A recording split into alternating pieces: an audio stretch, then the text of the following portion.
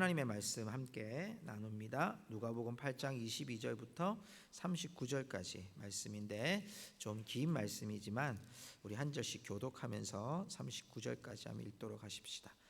제가 가지고 있는 성경은 신약성경 104페이지에 있습니다.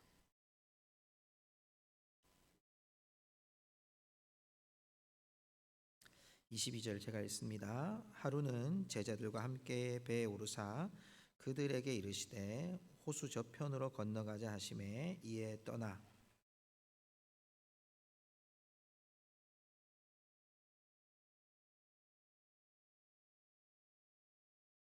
제자들이 나와 깨워 이르되 주여 주여 우리가 죽겠나이다 한데 예수께서 잠을 깨사 바람과 물결을 꾸짖으시니 이에 그쳐 잔잔하여 지더라.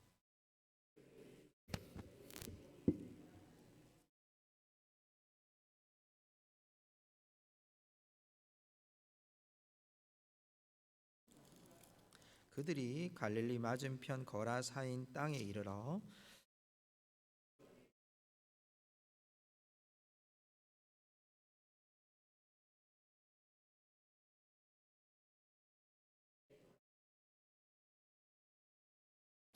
예수를 보고 부르짖으며 그 앞에 엎드려 큰 소리로 불러 이르되 지극히 높으신 하나님의 아들 예수여 당신이 나와 무슨 상관이 있나이까 당신께 구하노니 나를 괴롭게 하지 마옵소서 하니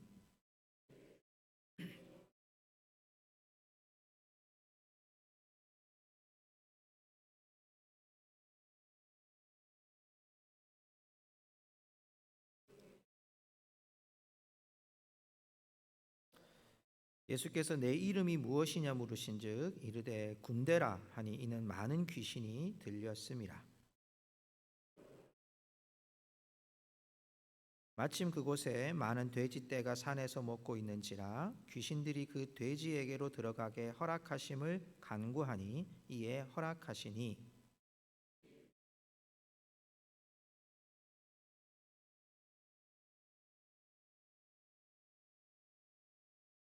치던 자들이 그 이루어진 일을 보고 도망하여 성내와 마을에 알리니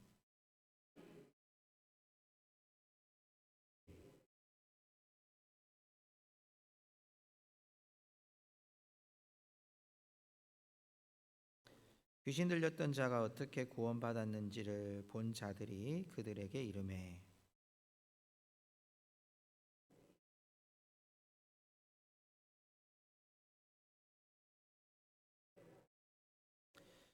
귀신 나간 사람이 함께 있기를 구하였으나 예수께서 그를 보내시며 이르시되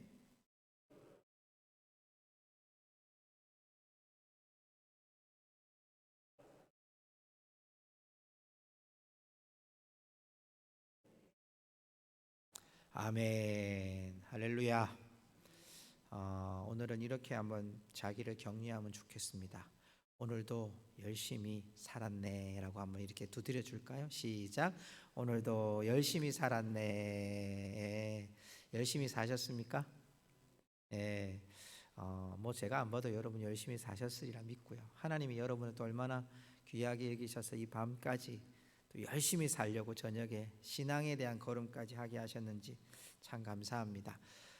우리가 그 누가복음 8장에서 하나님의 나라에 대한 이야기를 나누었습니다. 씨 뿌리는 비유를 통해서 또 등불 비유를 통해서 하나님의 나라가 우리 안에 있음을 또 그 나라를 위해서 우리가 견뎌야 될 시련 또 염려, 재리, 유혹들을 이기고 하나님 나라에 결실해야 될 자들 그 빛을 비추어야 될 자들을 함께 나누었습니다. 오늘은 어떻게 보면 두 가지 이야기 같고 또 어떻게 보면 한 가지 이야기 같아요.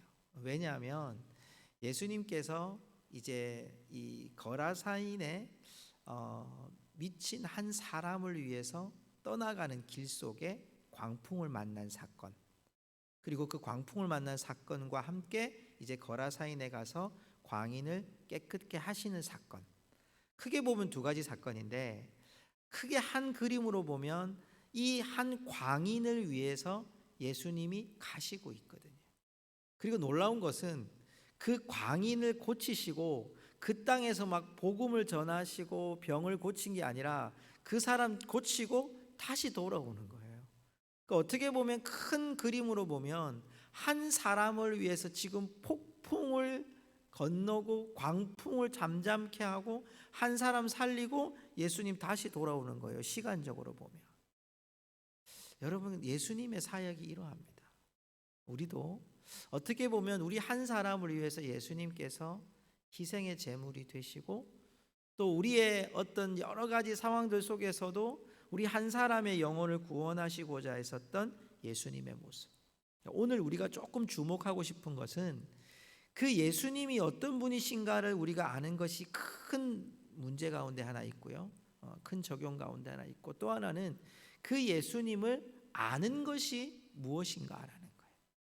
그러니까 오늘 여러분 이야기를 좀 살펴보면, 크게 보면 제자들은 지금 풍랑이 이런 곳에서 예수님 깨워가지고 풍랑이 잠잠해진 것 보면서 하는 말이, 누구이기에 이 풍랑과 물결이 순종하는 고, 이렇게 얘기해요. 예수님을 따라다녔는데 예수님을 예수님의 능력을 모르고 있는 제자들, 그죠? 그런데 넘어가서 광인한테 가면 귀신 들렸던 이 사람은 예수님을 보자마자 당신은 하나님의 아들입니다라고 예수님을 알아차리고 있는 거예요. 이 모습.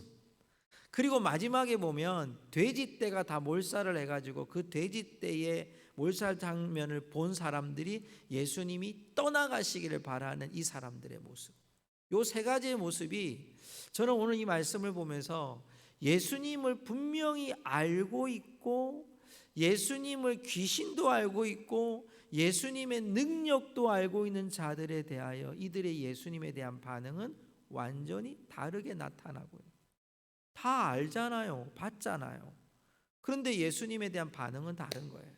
오늘 그 관점을 좀 보면서 여러분 오늘 말씀으로 들어가 보려고 합니다. 자, 첫 번째로 우리가 좀 보려고 하는 건, 이제 예수님께서 거라사인 지방으로, 마태복음에 보면 가다라 지방이라고 되어 있는데요, 그 거라사인 지방으로 예수님께서 고기 잡는 배, 그 배를 타고 넘어가시게 됩니다. 예수님께서 한 영혼을 통해서 넘어가시게 되는데, 자, 오늘 무슨 일이 벌어졌냐니까 호수에 풍랑이 일어났어요. 자, 여러분, 풍랑이 있는 이유를 제가 오늘 이미지로 여러분에게 좀 설명을 해야 여러분이 오늘 이 풍랑이 있는 이유를 알 것 같아요. 자, 먼저 여러분, 우리가 갈릴리 바다라고 알고 있는 갈릴리, 여러분 바다입니까 호수입니까?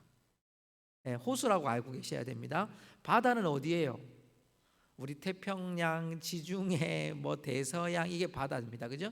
근데 여러분, 갈릴리를 바다라고 하는 것은 제가 이제 화살표로 여러분 보여드렸는데, 제가 저것이 이제 그 두란노 이제 성서 지도에 나오는 걸 제가 좀 참고를 해서 제가 갖고 있는 자료를 가지고 이렇게 정리를 해봤더니, 갈릴리 호수가 가로로는 약 11km, 11km. 좀 감이 오세요? 여기서 거진 정도 되는. 그리고 세로로는 끝에서 끝에 베세다에서 저 밑에까지 가는데 약 20km. 여기서 여러분 자동차로 달리면 약 1000진이나 그 밑에까지 내려갈 것 같아요. 그 정도의 거리를 이 호수가 있어요. 굉장히 크죠. 근데 제가 이제 미국에 잠깐 갔을 때 그 나야가라 폭포로 흐르는 그 강, 그걸 보면서 야, 갈릴리 호수도 엄청난데, 야, 이것도 진짜 엄청나다라고 얘기하는데, 그래서 설명하는 게 뭐냐면 그 앞에 호수를 우리나라를 들었다가 놨다 해도 빠졌다가 들었다가 이렇게 얘기한대요. 그만큼 큰 호수가 있어요. 근데 여러분, 호수라는 건 다 막혀 있는 곳이죠. 근데 그 호수에서 오늘 예수님께서, 제가 화살표를 이제 좀 연하게 칠했는데 가로로 보면 가다라 지방, 거라사인 지방으로 예수님께서 이제 넘어가시게 돼요. 근데 거기에 지금 폭풍이 치는데, 호수의 길이는 이런 가로로는 11km, 세로로는 20km고요. 여기 보면 수심이 약 45m 정도 됩니다. 그러니까 굉장히 깊은 건 아니에요. 그러니까 호수니까요. 그런데 여러분, 이 다음 그림을 한번 보여주시겠습니까? 제가 이제 이거는 지형도로 여러분에게 보여드렸는데, 빨간 표시가 된 부분들을 잠깐 보면 지중해라고 된 부분이 있고, 여러분 그림의 중앙에 있는 부분이 갈릴리 호수라고 하는 바다라고 일컫는 곳이에요. 그래서 여러분, 제가 지중해와 갈릴리 바다, 갈릴리 호수를 이렇게 그림으로 보여드린 이유는 이 지형이, 다음 그림을 보여주실래요? 다음 그림 보여주시면, 네, 제가 화살표로 이렇게 표현을 했죠. 빨간 표시로. 이게 뭐냐면 지중해에서 해풍이 불어요. 해풍이 부는데 그 갈릴리 호수 사이에 저기가 고산지대, 고원지대라 그래서 높은 지대를 형성하고 있어요. 약간 산 같은 느낌인데요. 그래서 이 해풍이 저 고원지대와 산을 위로 올라가 가지고 그게 위에서 내려오는데요. 해수면하고, 지중해의 해수면하고 갈릴리 호수하고 해수면 차이가 약 200m가 됩니다. 그러니까 여러분, 이게 좀 이해가 되세요? 위에 높이가 200m라는 얘기입니다. 땅 속에 있다는 얘기죠. 쉽게 말하면 이렇게 높은 산에 올라갔다가 쑥 떨어지는 거예요. 그러니까 위에서 해풍이 위로 올라갔다가 밑으로 떨어지니까 갈릴리 호수가 여러분 약 6m까지 파도가 치는 겁니다. 여러분, 우리는 지금 그 강원도 이 동해안에 있다 보면 차 타고 가다 보면 파도를 막 치잖아요.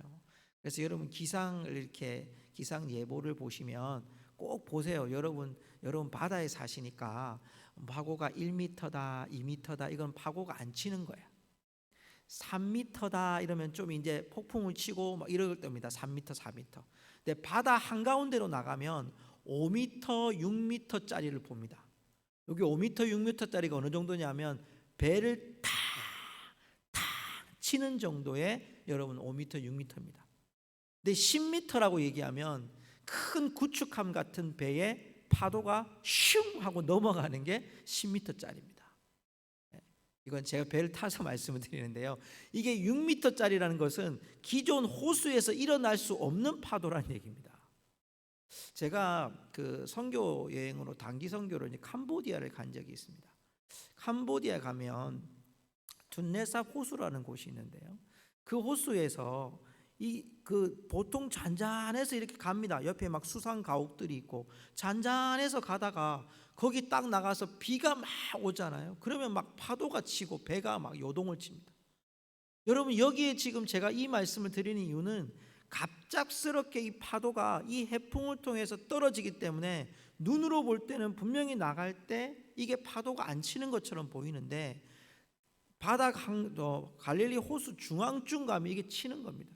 그러니까 오늘 이 파도가 치는 거는 우리가 예상할 수 없었던, 거기서 익숙한 어부들도 예상할 수 없었던 사건이었다는 거예요.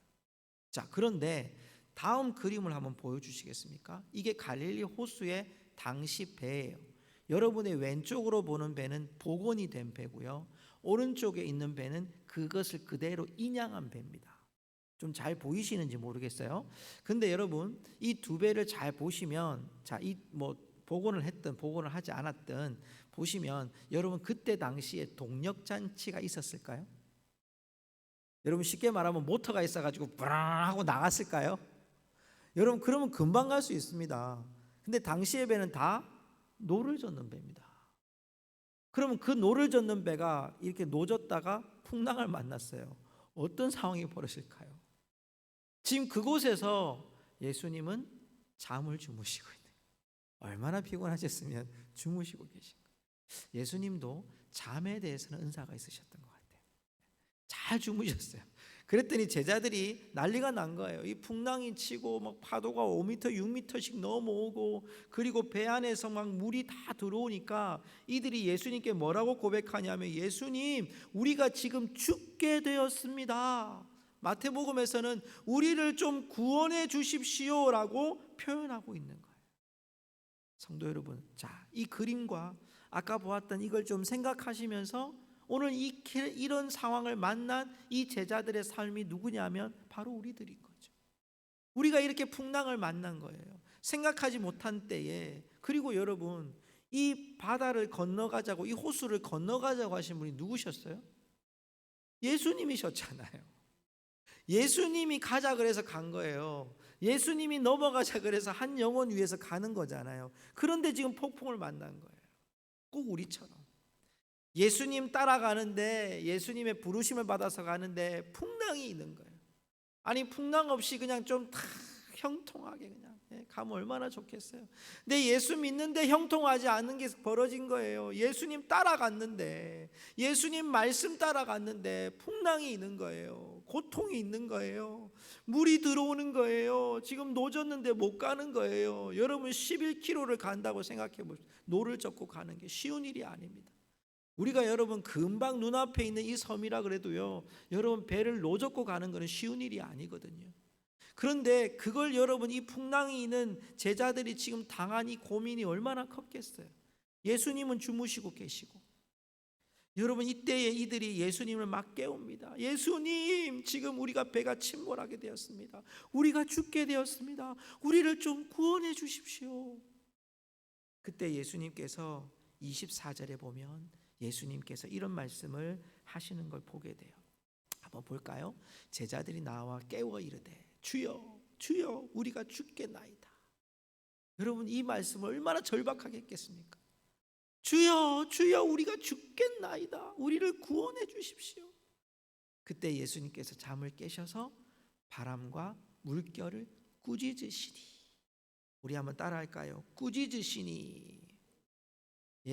마가복음 4장 39절에는 잠잠하고 고요하라 라고 말씀하십니다.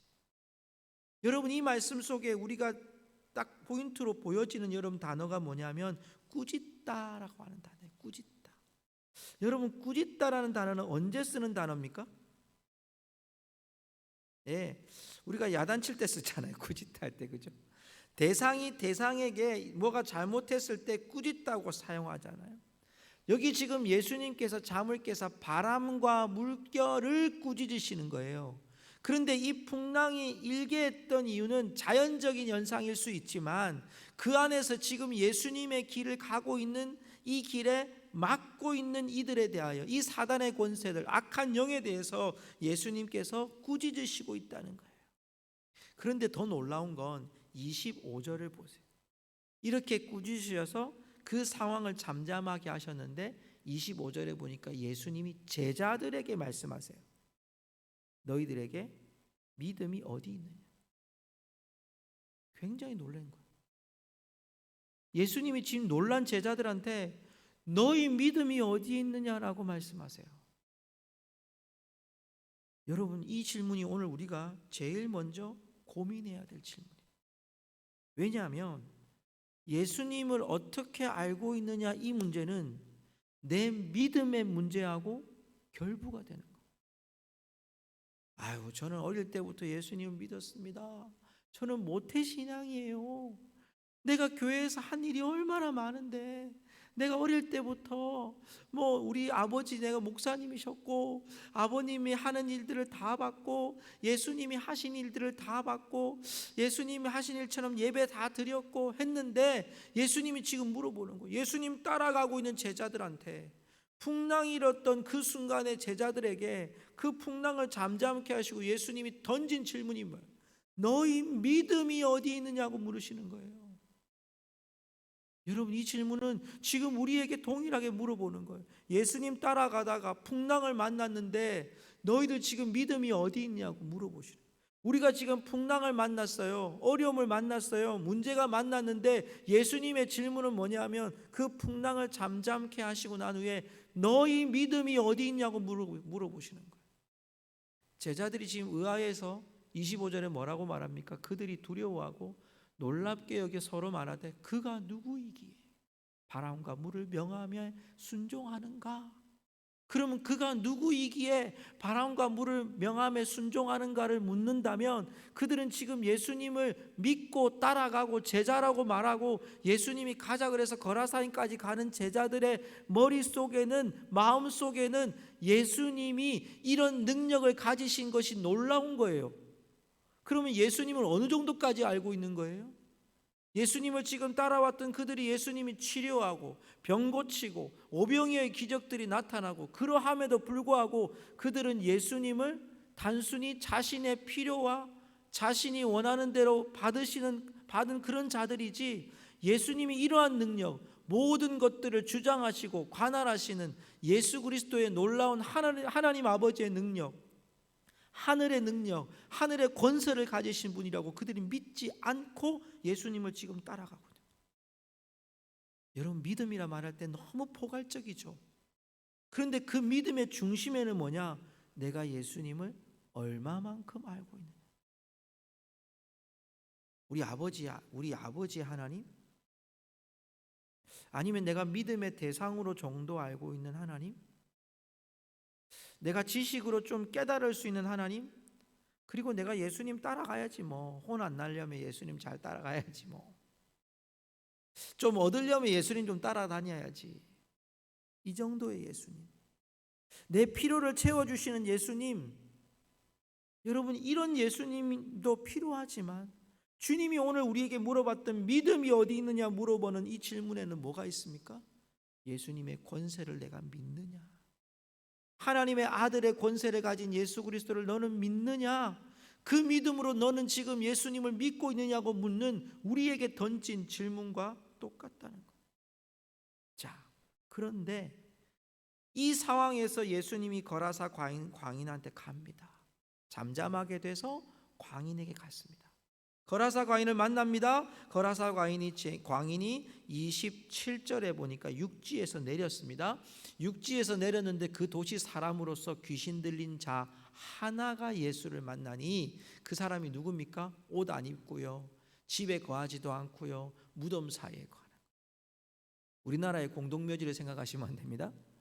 여러분, 이스라엘의 이 묘지 문화는요, 지금 여기에 나오는 묘지들은 우리나라는 장례라고 하면 이제 요즘에는 다 이렇게 화장들을 많이 하지만 당시에는 이렇게 매장들을 많이 합니다. 이스라엘도 마찬가지고요. 근데 이렇게 매장하는 경우는 이렇게 뭐 서민들이나 좀 어려운 사람들은 길가에다가 막 이렇게 하고 이렇게 하지만 좀 이 무덤을 제대로 된 사람들은 돌무덤을 만듭니다.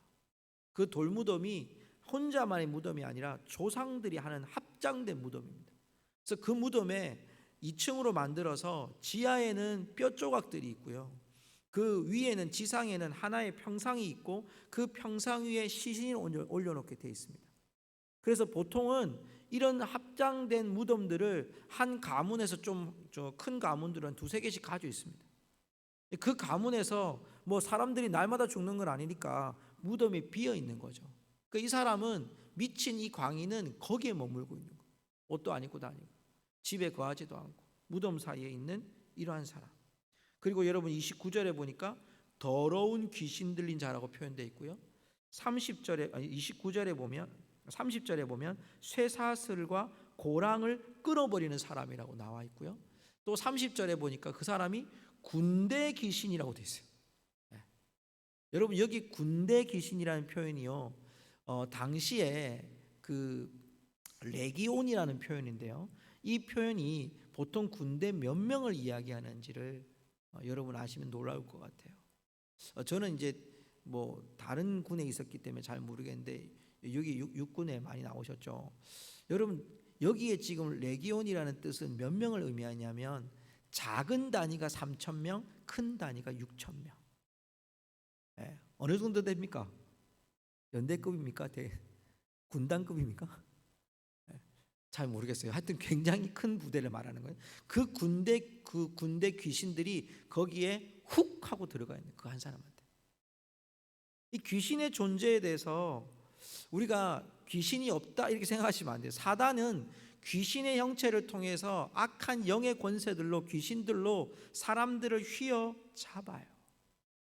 수많은 귀신들이 그 악한 권세 가운데 그를 잡아요. 오늘 보세요. 옷을 입지 않은데도 부끄러워할 줄 모르고요, 집에를 안 들어간 것 같은 제정신이 아니죠. 무덤에 거한다는 것 자체가 그렇잖아요. 그리고 여기 보면 그가 지금 더러운 귀신 들렸다고 돼 있고요, 쇠사슬과 고랑을 채웠는데 그걸 다 끊어버릴 정도면 엄청난 힘을 가진 사람. 여러분, 귀신이 지금 이 모습들을 통해서 뭘 보여줍니까? 자신의 힘이 얼마나 강한지를 보여주는 거예요. 사람들에게 수치스럽지 않고요, 그 다음에 무덤의 고함을 통해서 악한 영의 세력이 붙잡고 있는 자신의 위세를 드러냅니다. 그리고 얼마나 힘이 센지를 그 쇠고랑을 다 쇠사슬을 풀 만큼 강한 능력을 가지고 있다는 걸 보여줍니다. 그리고 자기가 군대 귀신이라고 얘기합니다.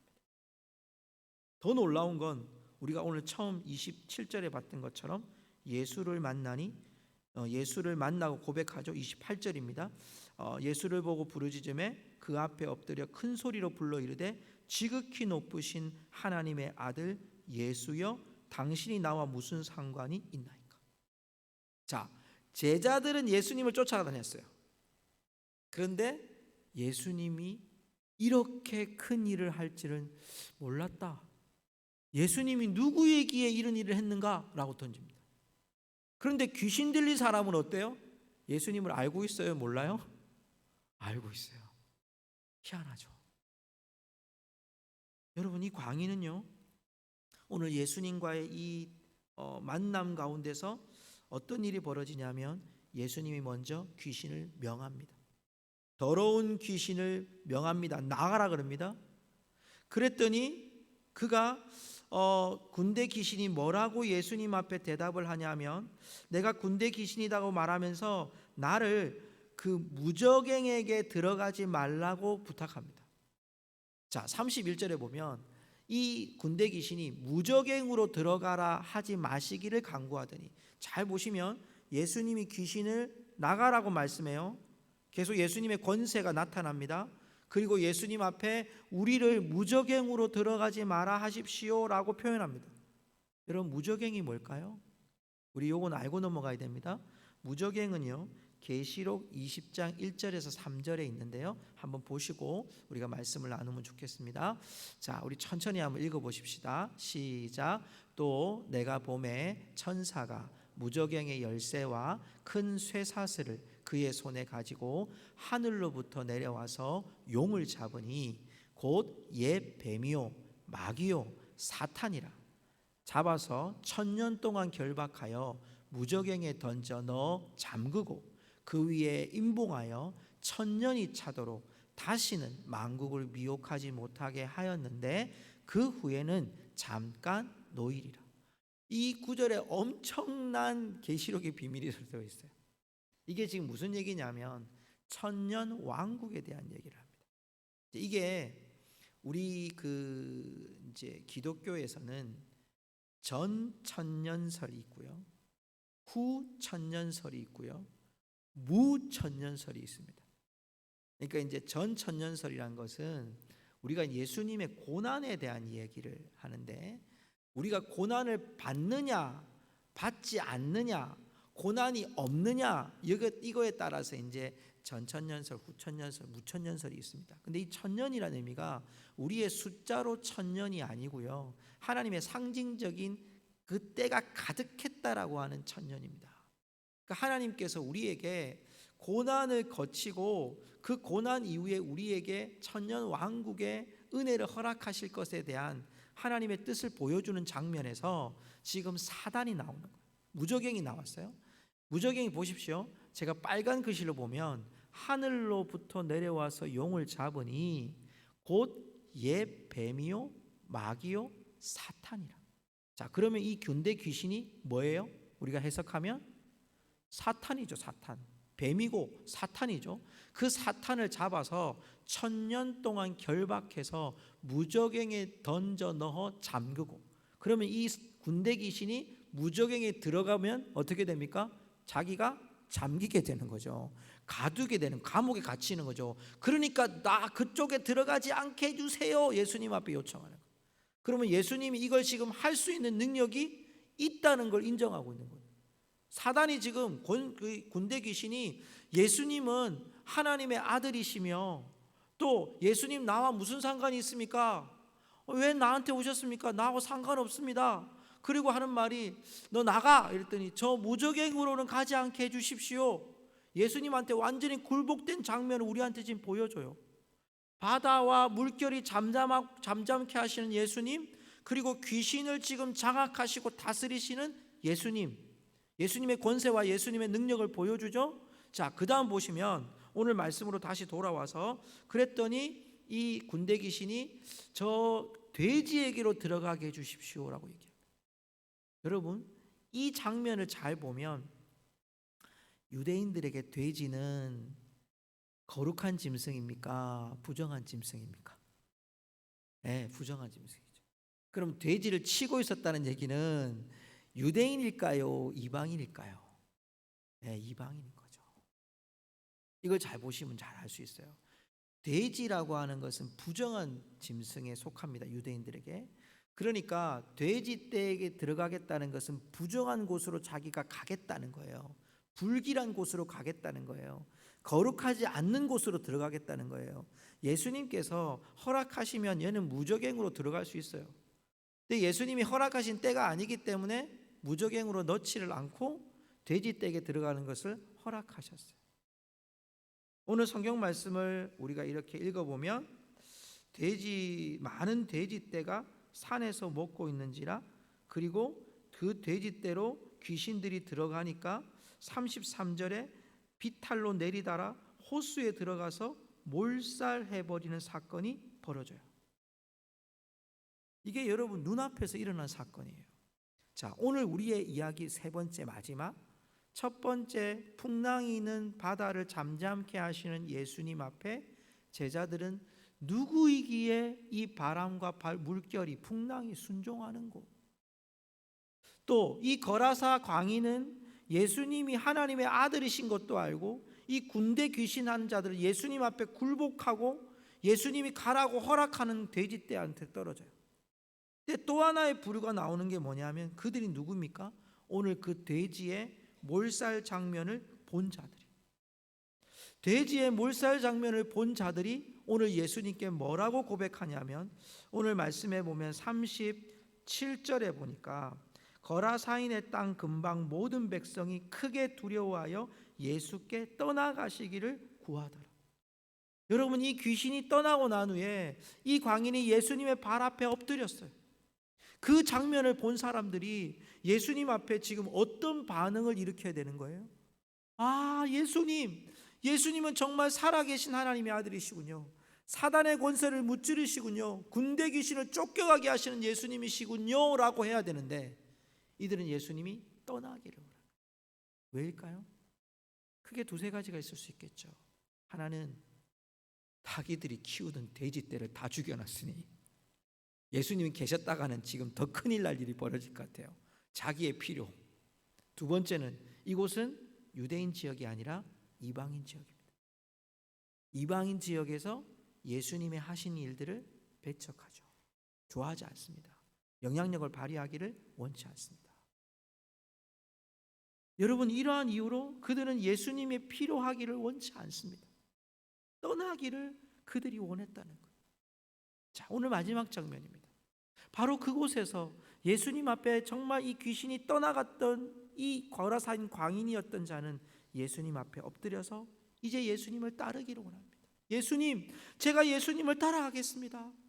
제가 예수님이 이렇게 나음을 입었습니다. 회복되었습니다. 예수님을 따르기 원합니다. 함께 배에 오르십시다라고 예수님을 따르려고 할 때 예수님께서 그를 다시 보내시면서 이르십니다.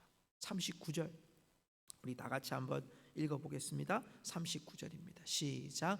집으로 돌아가 하나님이 내게 어떻게 큰 일을 행하셨는지를 말하라 하시니 그가 가서 예수께서 자기에게 어떻게 큰 일을 행하셨는지를 온 성내에 전파하니라. 아멘. 여러분, 따르려고 했더니 예수님이 하시는 말씀이, 너는 나한테 큰 일을 행한 거, 하나님 예수님이 너에게 어떤 일을 행하셨는지를 너는 너의 그 성내에 있는 사람들 앞에 예수님께서 어떻게 큰 일을 행하셨는지를 전파해라, 전해라 라고 얘기하는 거죠. 여러분, 이 말씀은 오늘 본문으로 우리에게 좀 더 묵상하게 되면 예수님이 어떤 분이신가를 아는 겁니까?